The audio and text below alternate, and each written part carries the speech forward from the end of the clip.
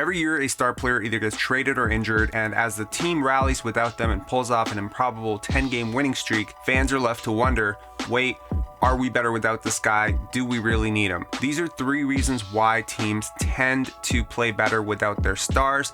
Don't worry if you're a Raptor fan, it's not going where you think it is. If you're new around here, grab your coffee, hit subscribe, let's get to it. In 2001-2002, Raptors superstar Vince Carter opted for late season surgery as his team was out of the playoff hunt. What happened next? The Raptors rallied around Antonio Davis and Morris Peterson and ended up making the playoffs, facing off against the Pistons in the first round, losing in a 5-game series. This brought into question for Raptor fans and for fans in general, how important is Vince Carter anyway if the team seemed to be much better without him?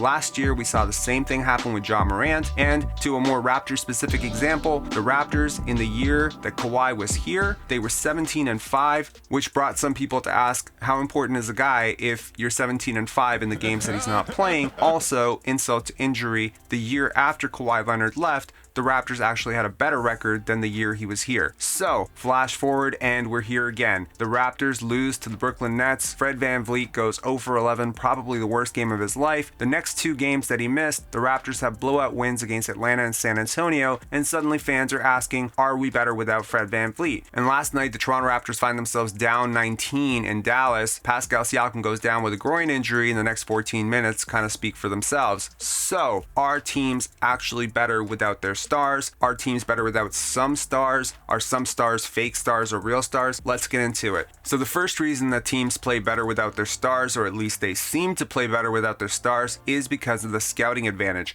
Teams are geared to stop a team at full strength, just like the Toronto Raptors when they beat a Joel Embiid-led Sixers, but then lost to the same Sixers team without Joel Embiid the next day. You have to imagine that some part of the schemes for that particular team, the scouting report, is predicated on the player who has a 25 to 35% usage rate actually being in the lineup. Once you take that player out, every other player shifts into a completely new role, and it's really difficult to game plan against a Yuta Watanabe isolation play and or Kevin Durant running point guard. These things aren't in the game plan, and when they are suddenly thrown at you as a team that's trying to defend it, it can be a little bit disorienting because it takes a while to adjust. Sometimes coaches adjust mid-game. Those are the really great coaches. The second reason why teams seem to play better without their stars, it's the psychology of the team itself. This is, if you're a parent out there and you have a broken ankle, trust me, if your child was in danger, that ankle isn't broken for 2 minutes. If Kevin Durant goes down or LeBron James is suddenly out, I guarantee you that those 2 teams, which are struggling really hard right now, are going to pull together somehow in their absence, come together, bond. There's nothing that bonds people like a common enemy or a common cause. The third reason, of course, is the psychology of the opponent. If you are an NBA player, every single year you have 10 to 15, sometimes 20 games X mark. It's the team you lost to in the playoffs. It's the team that traded you. It's Madison Square Garden. It's Staples. It's the team that won the championship last year.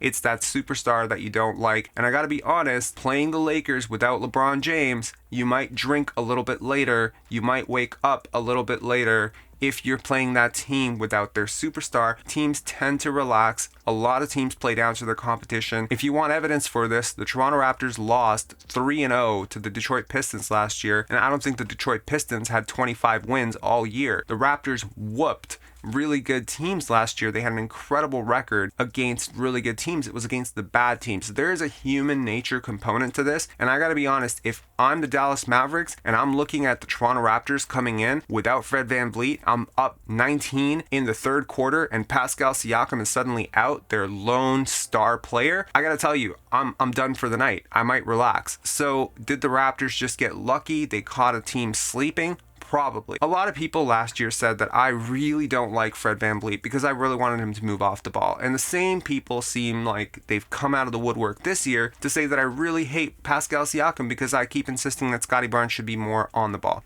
Every argument I've made in 2 years has never been that the Raptors are better without those 2 players. They are not better without those 2 players. Unfortunately, the same people who think that the Toronto Raptors in 2002, 2003 would be better without Vince Carter than with him are the same people today saying that I want Pascal Siakam and Fred VanVleet off the team. That is not the case. Number one, because I'm not an idiot. Number two, I won't get into. But the reality is role optimization has always been my argument here. No one should ever argue that a team is better without Fred VanVleet. Also, a bonus, it's not really possible to be without a player who's on your team. Even if that player is not playing, they're in the locker room, they're leading, they've been in the practices, they've pushed other players on their team. It's really difficult to say that because a guy doesn't play for 2 games or 20 games, that suddenly you can just strike him from the record and he doesn't exist. This was just a really quick rant on something I thought needed to be addressed. There are a lot of videos on this channel that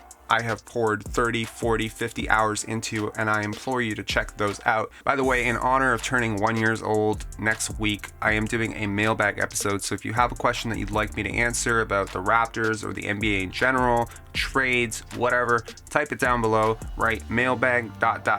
and just type your question, and I will be sure, no matter how offensive and how ridiculous or how insightful the question is, I will answer it. Hit subscribe, hit that little bell, hit that thumbs up.